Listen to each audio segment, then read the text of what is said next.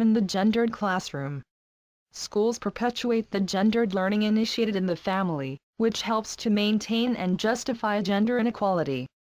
Education was originally reserved for upper-class boys. A litany of reasons were given for not creating coeducation, such as protecting women from being masculinized and protecting men from being emasculated.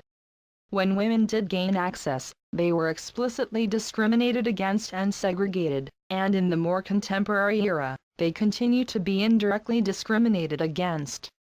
Throughout the educational experience, schools educate boys and girls into what are appropriate and inappropriate gender portrayals, as well as who is important males in society, all of which is called the hidden curriculum. The hidden curriculum in education is taught through books students read, including the award-winning books that present a gender bias, displaying males in a greater range of social roles than women, who are depicted as passive and submissive. More contemporary portrayals, however, offer women in a greater range of roles but still do not depict men as domestic workers or as stay-at-home fathers. The same can be said for depictions on television. The hidden curriculum contributes to changes in the lives of girls during adolescence because prior to this age girls have higher self-esteem and achievement levels than boys. In junior high school these both drop dramatically, with a simultaneous increase in social and health problems for girls. During this period of time we see women lose their voice and question their abilities.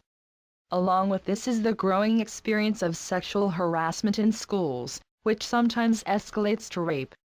Men during this same period display greater confidence in their abilities. Boys, in contrast, suffer in elementary schools, experiencing higher levels of psychological and social disorders, dyslexia, attention deficit hyperactivity disorder, not to mention behavioral problems that can result in suspension.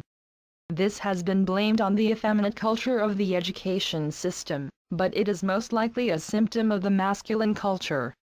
Men's difficulties in the education system are linked to their avoidance of femininity, including in English. Regardless, males continue to have higher rates of attendance at the most prestigious schools. Simply, it is not boys who are missing but non-white, working-class males. The calmer, less violent environment of the education system is actually beneficial for both boys and girls. Still today, education differences exist. When equality is implemented, often complaints arise because equality means a loss of privileges for men. Some researchers have concluded that single-sex schools lead women to fame and wealth, but these studies do not take into account social changes that have occurred over time, as well as the fact that the sample in these schools tended to be females who are already wealthy. That is, it is a class issue. Segregation into single-sex schools also may lead to the assumption that women are unable to deal with a man's world. Still, plans for sex-segregated learning environments persist, although they ignore the need for class equality, which is many times the core issue. In the few such environments that have existed, traditional gender roles have been found to be maintained.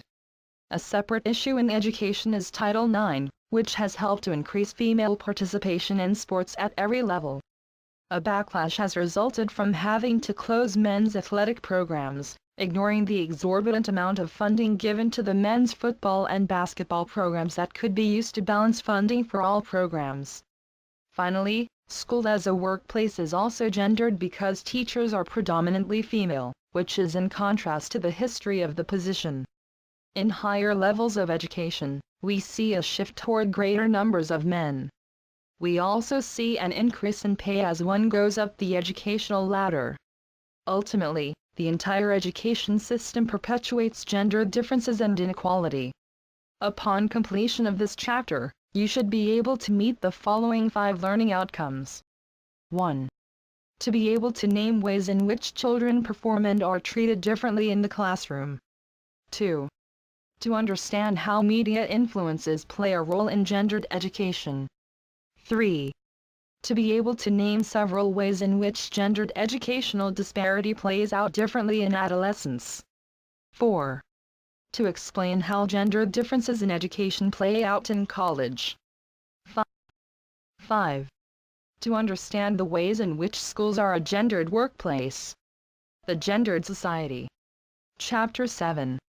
The Gendered Classroom. Schools are like old-fashioned factories, and what they produce is gendered individuals. Traditional education for manhood.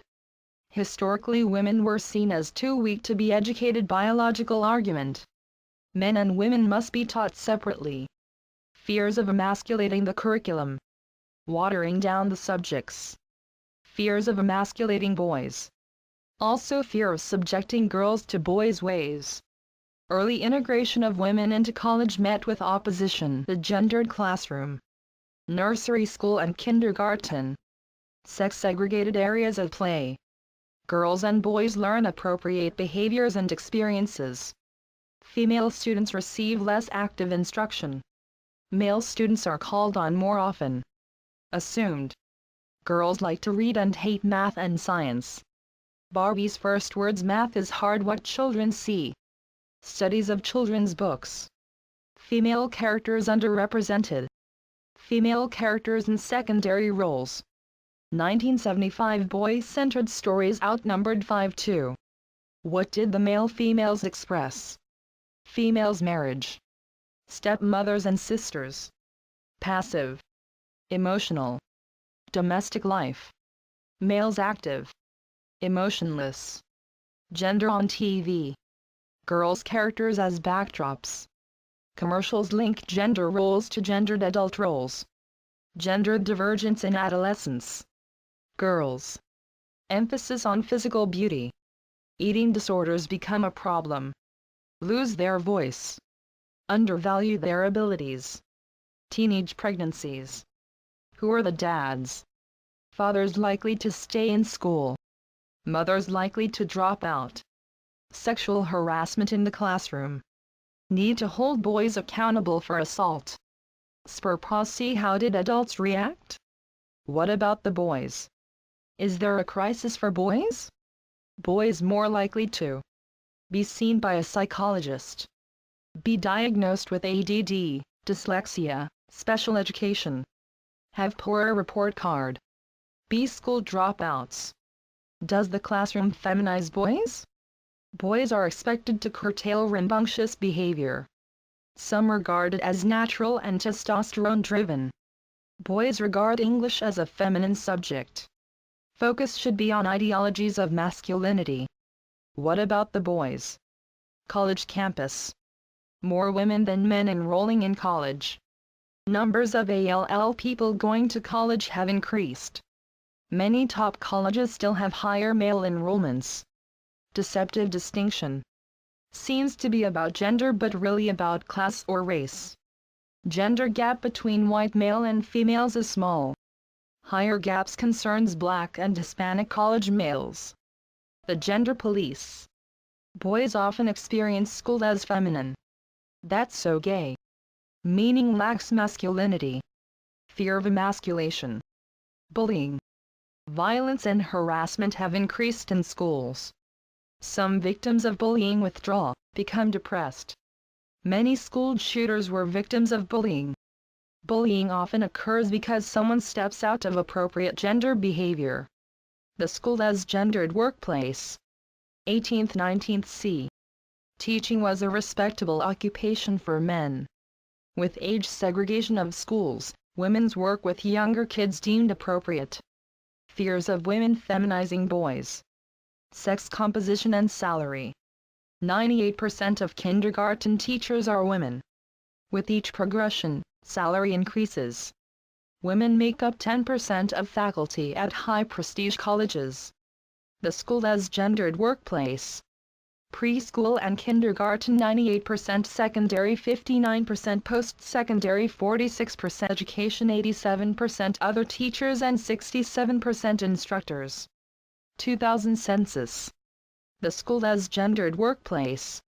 College teaching. Women at all ranks receive lower salaries than do men in same rank. Women outnumber men as adjunct lecturers and instructors. No benefits. Yearly contracts. Fewer than 3% of top-level administrators are women. Men still dominate in science and engineering. Issues of work-family balance. Are single-sex schools the answer? All-women colleges. Does it affect women's achievements? Tidball's study is inconclusive. Many who attended were already wealthy and the men in their lives were successful. May constitute a challenge to gender inequality. All male colleges. Many achievements can be attributed to social class. May reproduce inequality. Analogy with race. All black colleges offer challenges to racist ideas. All white college would produce racist ideas.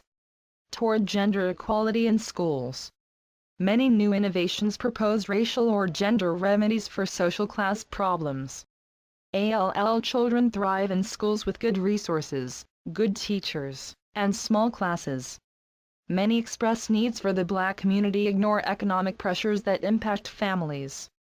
Young Women's Leadership School Harlem. Attendance rates and grades have improved. But opposed on basis of questions concerning scores. Toward gender equality in schools. John Dewey. Coeducation is beneficial to women and men.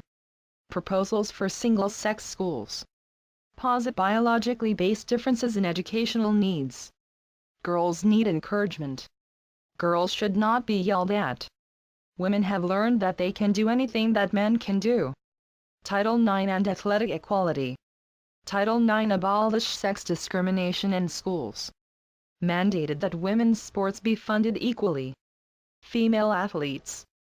Less likely to drink, take drugs, get pregnant. Gender equity programs designed to reduce the obstacles that stand in the way of girls and boys.